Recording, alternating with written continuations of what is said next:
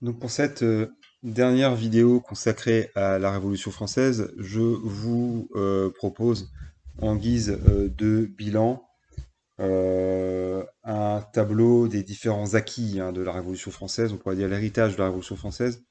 Alors je le dis d'emblée, je ne vois pas là ici les différentes mesures prises par Napoléon Bonaparte au début du consulat. Alors, je vais diviser ça en quatre thèmes, donc, il y aura les principes politiques, les droits sociaux, les réformes administratives et enfin, en dernier lieu, les régimes politiques. Donc justement, je vais commencer par, en guise de bilan, revenir sur les différents régimes politiques de la Révolution française.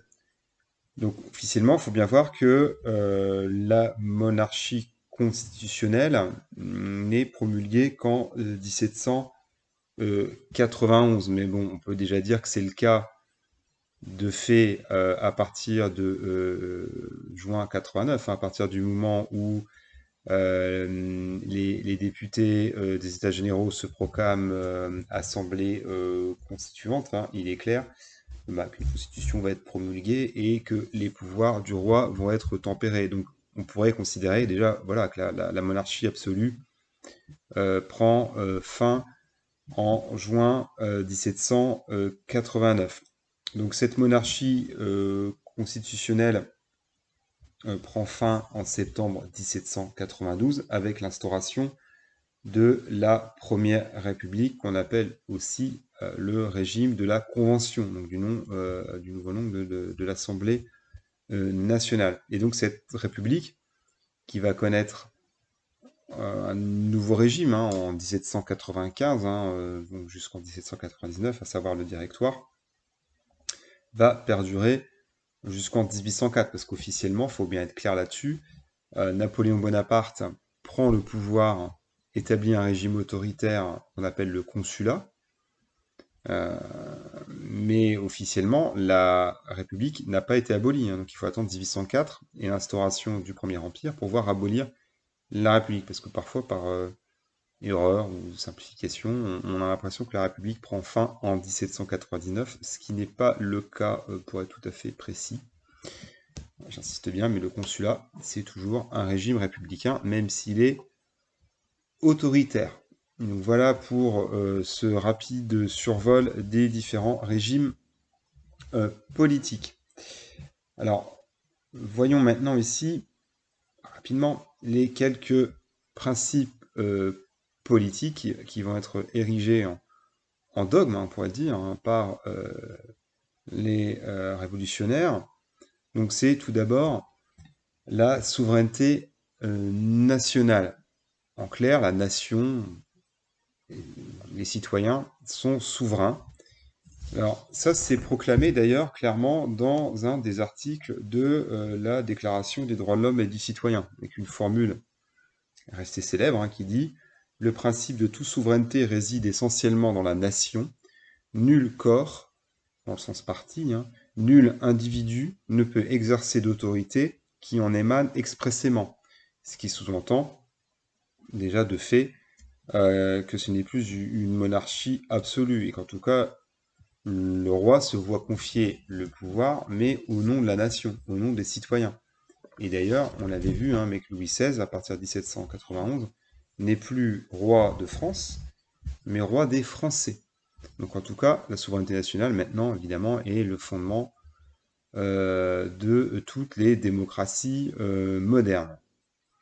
Alors, autre principe qui lui aussi est passé à la postérité, c'est la séparation des trois pouvoirs. Donc c'est bien sûr le pouvoir exécutif, législatif et judiciaire. Donc ça c'est selon les principes érigés par le philosophe Montesquieu. Sachant que cette séparation des trois pouvoirs a d'ailleurs été, on va dire, mise en action par la toute jeune République américaine, donc les États-Unis qui se sont fondés sur une stricte séparation des trois pouvoirs. Donc c'est toujours évidemment le cas dans notre République. En clair, le pouvoir exécutif, c'est-à-dire le président de la République ou le gouvernement, ne peut pas interférer dans les affaires judiciaires ou ne peut pas interférer non plus dans les affaires parlementaires. Bon, je rentre pas dans le détail, c'est un petit peu parfois technique. Enfin, en tout cas, on comprend bien, les trois pouvoirs sont séparés, qui est une garantie, on dira, de démocratie, pour faire court. Alors, autre principe, c'est le suffrage universel masculin. Alors, sachant que le droit de vote va être donné au départ aux hommes masculins de plus de 21 ans. La majorité civile est à l'époque à 21 ans. Sauf qu'en 1795, avec le régime du Directoire, c'est un suffrage censitaire qui est établi, c'est-à-dire que seuls les citoyens de plus de 21 ans qui payent un impôt peuvent voter. Donc c'est exclu les plus pauvres. Voilà. Donc distinguez bien suffrage universel et suffrage censitaire, sachant que Napoléon Bonaparte va rétablir le suffrage universel officiellement, mais enfin le peuple n'est pas amené à voter, ou alors quand il y a des élections, il y a un candidat unique choisi par le pouvoir. Donc en tout cas, bon, officiellement, le suffrage universel sera rétabli par Napoléon Bonaparte. Alors, revenons en troisième temps dans les droits sociaux et les droits civiques. Alors, les premiers de ces droits, et ça c'est ce qui marque, on pourrait dire, la fin de la féodalité, la fin de l'Ancien Régime, c'est l'égalité devant la loi et devant l'impôt. Donc, autrement dit, l'abolition des privilèges. C'est la fameuse nuit du 4 août 89. Alors, l'égalité devant la loi, c'est ce qu'on appelle l'isonomie. C'est l'idée que, quel que soit le rang social, tous les citoyens, et encore les citoyennes, ça pourrait se discuter, mais enfin, ont les mêmes droits, c'est l'égalité aussi devant l'impôt. Donc c'est bel et bien l'abolition des privilèges qui ne sera jamais remise en cause, du moins officiellement, quels que soient les régimes qui vont suivre après la Révolution française, même quand il y aura un retour de la monarchie. Alors, autres droits sociaux, c'est le droit à la propriété privée. D'ailleurs, c'est inscrit dans notre actuelle Constitution. L'État ne peut pas spolier les biens des propriétaires, donc c'est la garantie du respect des droits à la propriété privée, notamment évidemment les propriétés d'entreprise, la propriété foncière, d'immeubles, etc. Autre droit, alors on peut même parler de droits de l'homme, là pour le coup, c'est l'abolition de l'esclavage dans les colonies. Alors la traite négrière avait déjà été abolie, en tout cas voilà, les Français n'importaient plus d'esclaves d'Afrique, mais il y avait déjà une main-d'œuvre, il y avait encore pardon, une main-d'œuvre servile dans l'économie notamment des Antilles, qui travaillait dans les plantations, notamment de canne à sucre. Et la Convention, au nom des droits de l'homme, va abolir l'esclavage dans les colonies. Mais ce sera rétabli par Napoléon Bonaparte et définitivement aboli en France, en tout cas dans les colonies françaises, en 1848. Dernier droit aussi, c'est la liberté religieuse, notamment la liberté de culte qui est assurée définitivement pour les juifs et pour les protestants. Alors, dernier thème, c'est les réformes administratives, sachant que parmi ces réformes, ces nouvelles institutions, certaines existent encore de nos jours. Alors, la plus connue et la plus importante en termes administratifs, c'est la création des communes et des départements. Donc, les communes, ça peut être aussi bien d'ailleurs un village qu'une grande métropole, c'est une unité administrative qui est donc dirigée par un maire. Donc, à l'époque, on parlait de paroisse. Une paroisse qui était d'ailleurs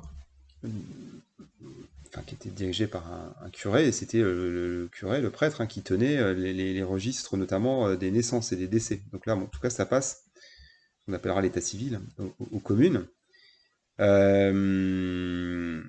Et c'est donc la création des départements. À l'époque, il y en avait 83. Donc c'est un maillage assez dense. Il y a beaucoup de départements de petite taille. C'est l'idée un peu de diviser pour régner, c'est-à-dire pour éviter l'indépendance des régions, ce qu'on rappelait le régionalisme, hein, on est là dans l'idée jacobine, hein, on avait déjà expliqué ce terme-là, dans l'État centralisateur, on a plutôt intérêt à faire des petits départements. Hein, plus il y a de départements, on va dire, moins ils sont puissants.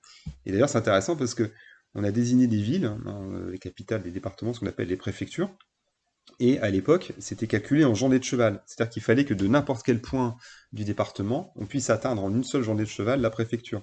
Donc ce qui fait dire d'ailleurs hein, que le département maintenant c'est un petit peu obsolète. Alors les gens sont attachés au département, voilà, parce que c'est le lieu où on habite.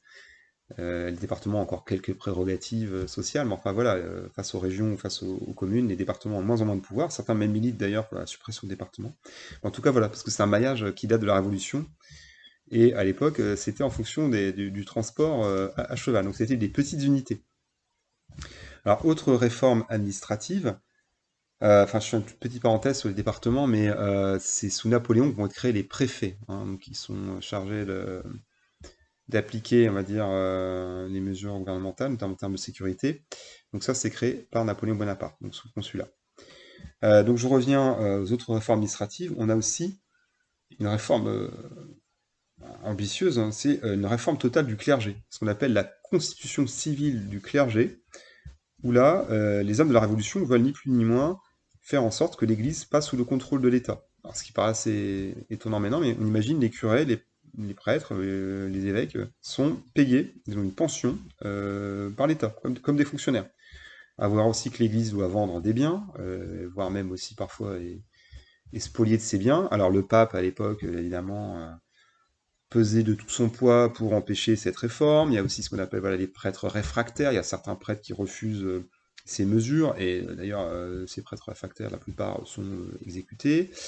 Alors ce sera mis fin par Napoléon Bonaparte, hein, qui va revenir à une entente cordiale, ce qu'on appelle le concordat, avec l'Église, mais enfin en tout cas, hein, on imagine bien, on le sait, les révolutionnaires sont plutôt athées, si ce n'est laïques. Donc en tout cas, voilà, ils veulent mettre à mal l'influence de l'Église. Et l'État, donc, sous la Révolution, contrôle le clergé. Alors, autre réforme, c'est la loi sur la liberté d'entreprise. Et la loi aussi sur la liberté du commerce, c'est la loi Le Chapelier, hein, du nom d'un ministre. Alors, c'est une loi importante parce que c'est une loi qui va, on va dire, amener le libéralisme. C'est-à-dire que à l'époque, on ne pouvait pas exercer n'importe quel métier. Il y avait ce qu'on appelle des corporations. Admettons, pour devenir boulanger, il fallait l'accord de la corporation, du village ou de la ville dans laquelle vous vouliez installer.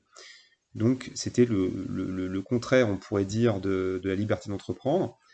Alors les corporations avaient du bon aussi, hein, certains les défendent. Bon, après, je suis pas spécialiste de ces aspects-là, mais enfin voilà, certains considèrent que c'était une bonne chose parce que ça garantissait les prix que ça évitait la course au profit, ça évitait la spéculation.